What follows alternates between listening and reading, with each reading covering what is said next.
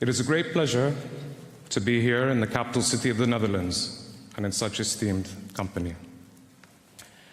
Each of us has been invited here to honor this year's winner for the Children's Peace Prize ceremony, and through that winner, the millions of children around the world who are fighting to survive poverty, illness, ignorance, and conflict. I would like to thank the organization Kids' Rights for the very important work that they do, and in particular, Marc Dulart, founder and chairman of the Board of Kids' Rights, for creating such a much-needed institution. Children are indeed future change makers, and for them to thrive as such, it is our duty first and foremost to provide them with an environment of peace and security. My gratitude also goes to the sponsor of this event and of the support given to children in dire need of help. To the Dutch government for hosting us on this day, of course, and to Malala Yousafzai, whose story is well known because she represents those children who were challenged, in her case, almost losing her life, but who nevertheless stood up in the face of ignorance. I hope her example and her work will help shine a bright light on those children who are living in darkness and fear right now.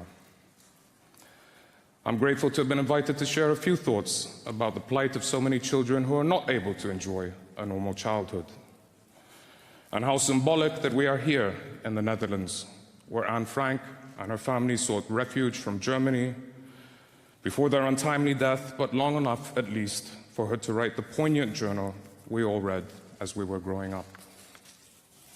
During the Second World War, in this very city of The Hague, tens of thousands of people were forced to move after their houses were destroyed. For many, this is history, learned at school or through grandparents who may have been witnesses to that particular time in Europe. For Syrian children, however, displacement and all the traumas linked to conflict are still a daily reality. It is estimated that more than 7.5 million people are displaced within the country. The United Nations High Commission for Refugees says that since 2011, 50 Syrian families have been displaced every hour of every day. Save the Children has reported on the impact of war on the mental health of Syrian children, describing the disruptions that occur in children's brains and other organs as a result of the toxic stress they endure, and continues to affect them even years after they have reached relative safety. There are other children throughout the Arab world that are facing huge challenges linked to conflict. Palestinian children, victims of the longest occupation, are also traumatized by night incursions, making them increasingly fearful and insecure.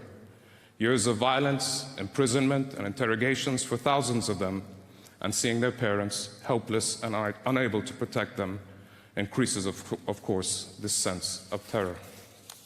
In Iraq, children have known successive conflicts all their lives. In areas that were held by ISIS or Daesh, Iraqi children suffered abductions and were sold into slavery, or prostitution, or turned into child soldiers. Among those, NPR reports how some Yazidi children who were kidnapped have completely lost the sense of who they are, even after being reunited with their families.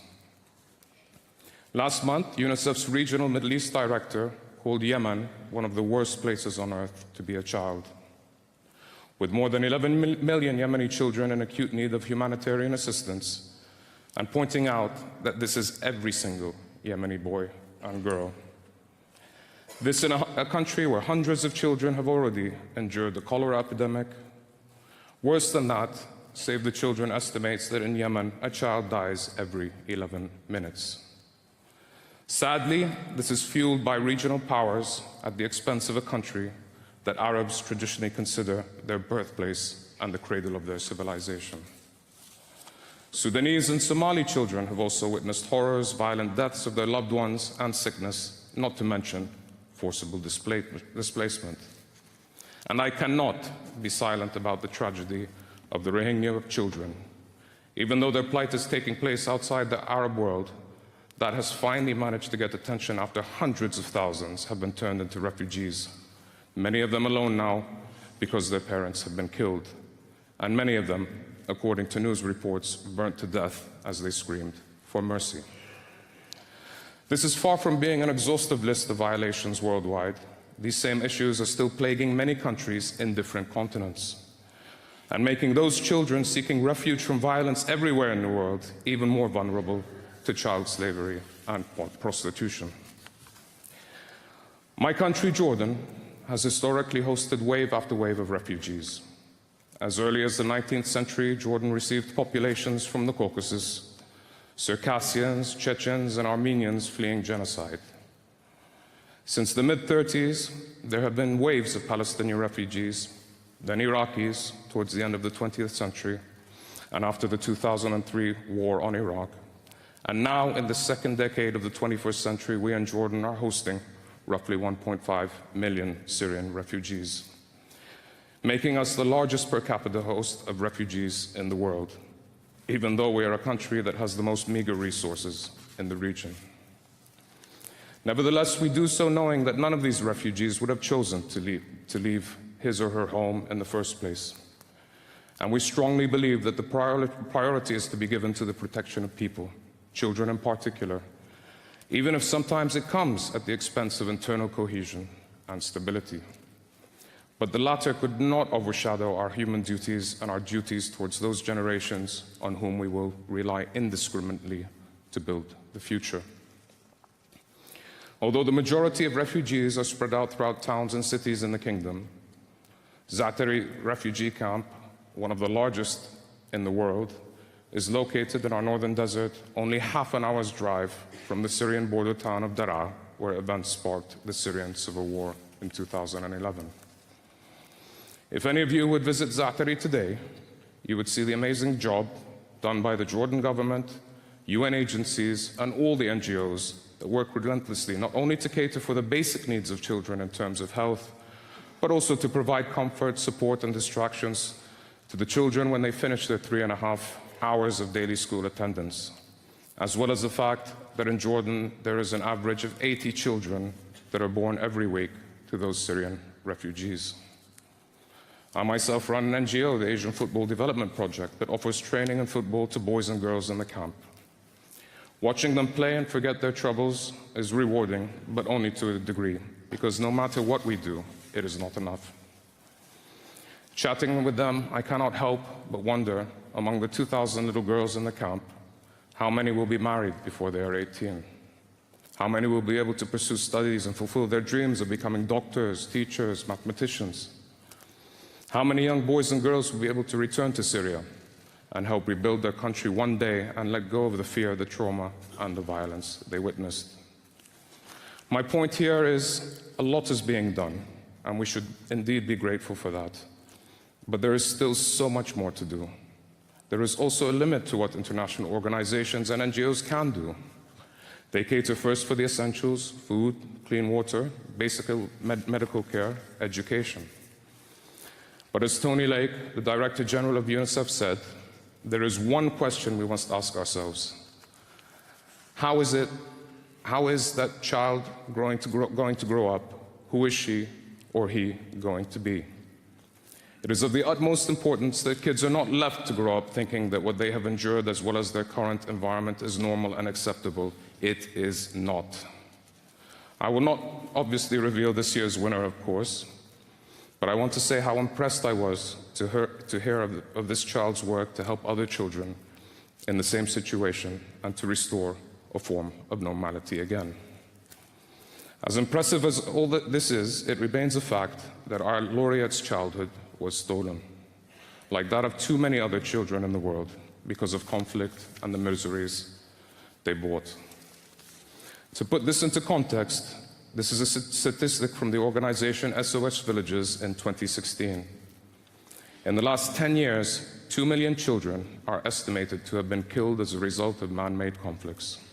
This is infanticide on a global scale.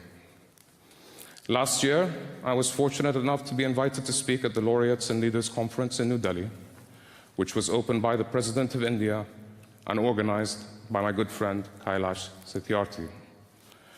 I said then, and I would like to repeat here, that there are so many conventions and treaties declarations, and agreements which provide valuable guidelines and frameworks on how to act, but action is crucial.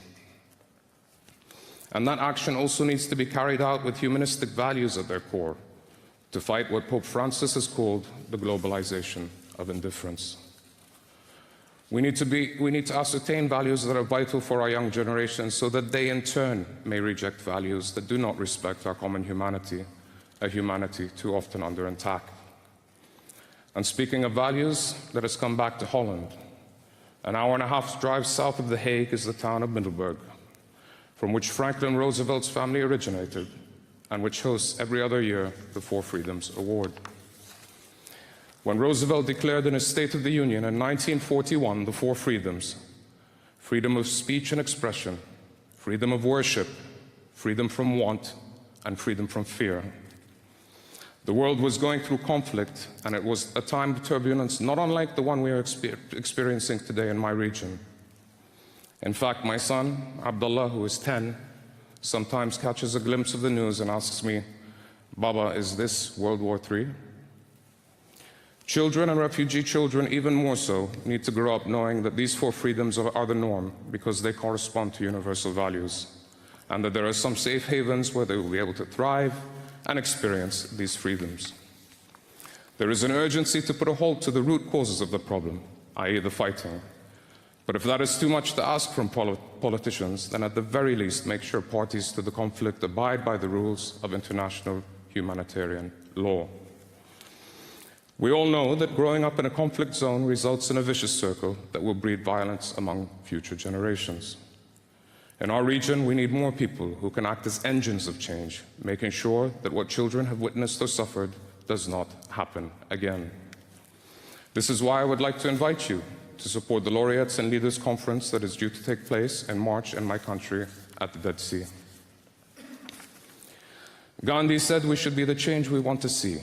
I'm sure if we all put our minds together, we can help bring about the radical change that is needed, so that, to use the words of Maya Angelou, out of the huts of history's shame and up from a past that is rooted in pain, the children in our region can rise. Finally, and in the greater context of things, as humans, our lives are short, yet we live in the age of innovation and potential. Let us try to do all we can with the utmost urgency to give our children, regardless of race, gender, or any kind of discrimination, the best chance at life. Thank you very much.